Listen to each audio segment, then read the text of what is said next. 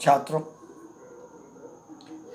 आज मैं जिस टॉपिक पे बात कर रहा हूँ वो एग्रीकल्चर यानी कि कृषि से रिलेटेड है, लेकिन इसके क्वेश्चन कई कंपटीशंस में पूछे जाते हैं।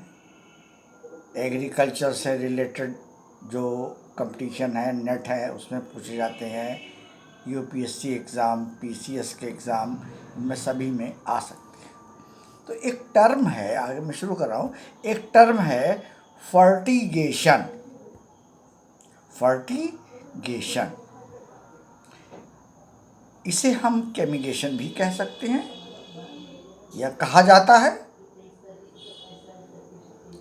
देखिए, एग्रीकल्चर जो है वो किसी भी देश, विशेष रूप से हमारे अपने राष्ट्र में आर्थिक जो व्यवस्था है, सुदृढ़ व्यवस्था है, उसकी एक बहुत बड़ी बैकबोन है।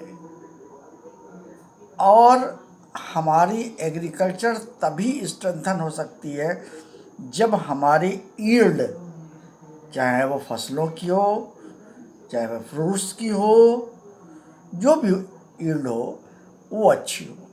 और ईल्ड के लिए मस्ट है कि हमारे पौधे स्वस्थ हों, उनको प्रॉपर न्यूट्रिशन मिले, इरिगेशन मिले, और जो भी रिक्वायर्ड कंडीशंस हैं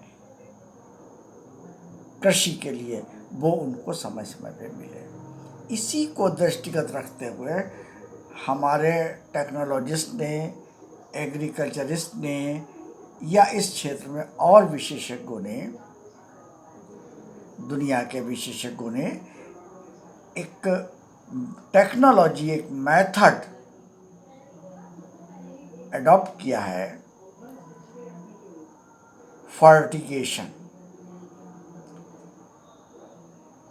ये प्रोसेस है जिसमें इरिगेशन के दौरान ही हम फर्टिलाइजर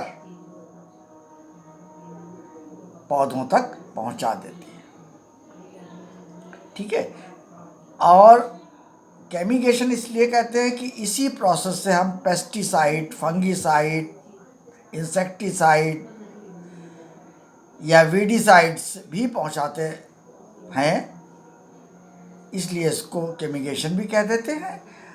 और इस प्रोसेस से जो न्यूट्रिएंट्स पहुंचते हैं वो प्रॉपर बैलेंस रेशियो में, रिक्वायर्ड रेशियो में, जो सेल को रिक्वायर्ड होते हैं प्रॉपर ग्रोथ के लिए, फलों के उत्पादन के लिए, फूलों के उत्पादन के लिए, वो उनको मिलते रहते हैं। इसमें मैक्रो और माइक्रो न्यूट्रिएंट्स भी प्रॉपरली मिलते रहते हैं। विशेष रूप से आपके बोरॉन है, आयरन है, जिंक है, ये भी उनको प्रॉपरली मिल जाते हैं। कुल मिला के जो फर्टिगेशन प्रोसेस है, इसमें इरिगेशन, डिफरेंट टाइप के इरिगेशन है, सिंचाई है, और उसके माध्यम से ही हम फर्टिलाइज़र को प्लांट्स की रूट तक पहुंचाते हैं, ठीक है। तो ये एक शॉर्ट नोट में भी आता है, पूछा भी जा सकता है वाइवा में, आपके इंटरव्यू में आपके। और जहाँ तक एडवांटेज की बात है इस प्रोसेस के, तो इस प्रोसेस में एक तो सॉइल का इरोजन नहीं होता है, ठीक है। और दूसरी बात यह है कि ये जो हमारे न्यूट्रिएंट्स हैं वो बैलेंस फॉर्म में प्लांट तक पहुंचते हैं जिनका उन्हें रिक्वायरमेंट है। किसी प्रकार का कोई पोल्यूशन नहीं होता है इस फर्टिगेशन प्रोसेस में।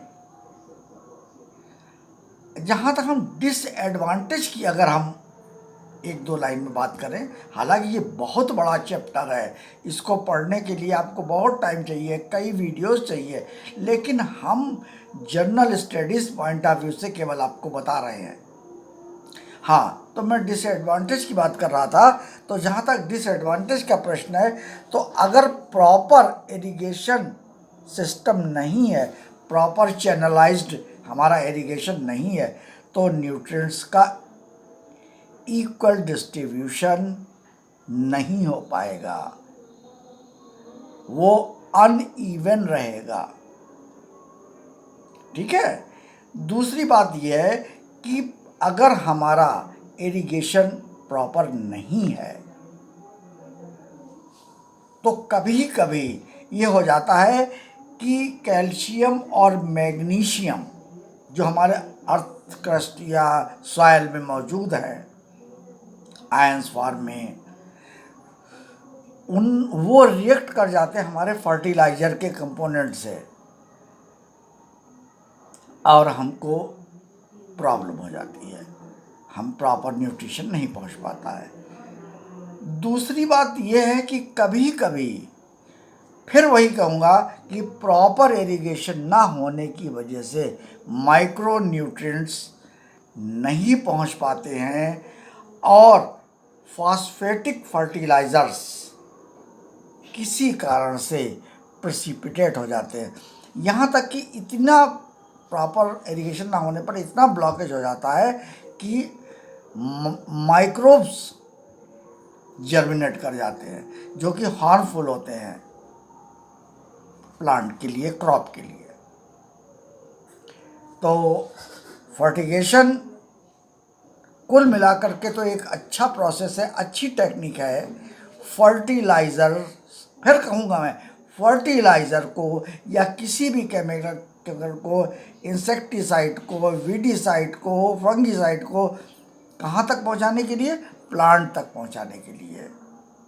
माइक्रो न्यूट्रिएंट्स, मैक्रो न्यूट्रिएंट्स को रूट तक पहुँचाने के लिए एक अच्छा प्रोसेस है, एक टेक्निक है, लेकिन उसमें हमको विशेष ध्यान ये रखना है कि इरिगेशन यानी कि सिंचाई का फ्लो बैलेंस्ड और प्रॉपर होना चाहिए और उसमें जो फर्टिलाइज़र हम डालें तो जो हमारे स्टैंडर्ड है, जो मानक है, उसी अनुपात में हम उसमें डालें। अदरवाइज प्रॉब्लम हो सकती है, एक्सेस भी हो सकता है, कम भी रह सकता है और जो हमको ग्रोथ और यील्ड चाहिए है वो नहीं मिल पाएगी, क्योंकि आपकी फर्टिगेशन यील्ड को प्रमोट करता है, ये आप मान के चलिए। ठीक है। तो ये वीडियो हमने फर्टिगेशन एक नई टेक्निक एग्रीकल्चर के क्षेत्र में है, इसलिए मैं इसको बना रहा हूँ।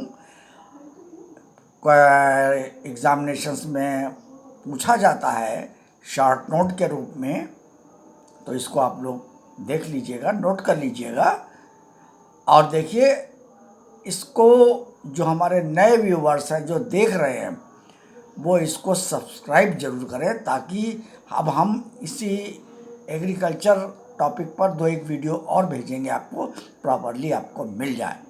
ठीक है। Thank you.